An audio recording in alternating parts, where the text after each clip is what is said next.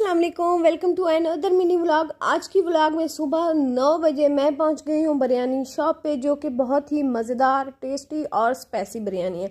काफ़ी दिनों से मेरा दिल कर रहा था मैं कोई स्पाइसी बिरयानी खाऊं, तो इसलिए मैं पहुंच गई हूँ अल गज़ाली बिरयानी शॉप पे, जो कि चुंगी नंबर 6 पे वाक़या। इसकी जो मेन ब्रांच है वो है नॉर्दर्न बाईपास पे।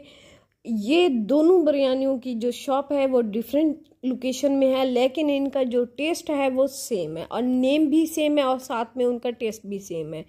तो यहाँ पे हम लोग घर लेके आए हैं सुबह 9 बजे बिरयानी। अच्छा, इनकी जो टेस्ट है वो है 10 ऑफ 10।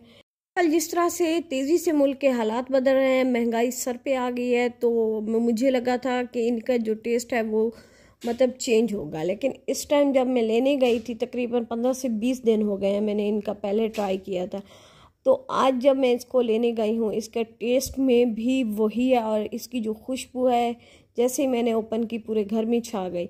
यहाँ पे मैंने मीडियम प्लेट ली थी, हाँ, लेकिन इन्होंने क्वांटिटी में कमी कर दी है। एक प्लेट को हम 2 बंदे खा सकते थे, लेकिन अब जो है ना, एक प्लेट को हम एक ही बंदा खा सकते हैं, वो भी मीडियम में, वरना स्मॉल एक प्लेट बहुत ज़्यादा हो जाती थी। लेकिन फिर भी हमने 2 प्लेट को 3 हिस्सों में डिवाइड कर लिया। आपके साथ ये बिरयानी की रिव्यू तो मैं शेयर कर रही हूँ। आज मैं आपको एक बहुत ही मज़ेदार सी स्टोरी सुनाती हूँ। बचपन से लेके अब तक जो है ना, हमारे घर में वाइट पुलाव बनता था, वाइट चावल बनते थे, दाल चावल बन जाते थे, बचा हुआ सालन उसमें हम चावल डाल देते थे, आलू चावल, बहुत किस्म के चावल बनते थे। लेकिन जब हम मुल्तान में मूव हुए तो अच्छा हमें पता चला कि ये बिरयानी भी होती है कोई चीज़।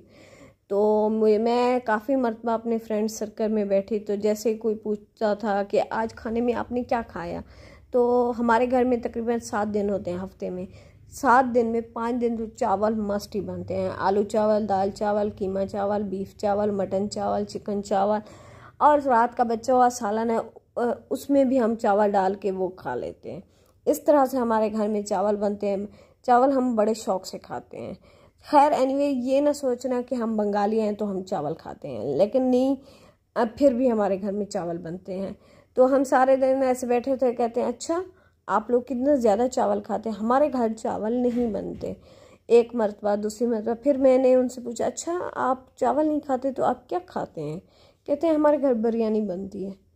मैं उनको हैरान होकर देख रही थी, अच्छा तुम लोगों के घर बिरयानी बनती है, तो अब आप मुझे बताओ कि बिरयानी में क्या कद्दू डालते हैं, चावल नहीं डालते? तो खैर एनीवे, ये इनका कंसेप्ट है। तो ये जो बिरयानी है बहुत ही लाजवाब है और बहुत ही मज़ेदार है।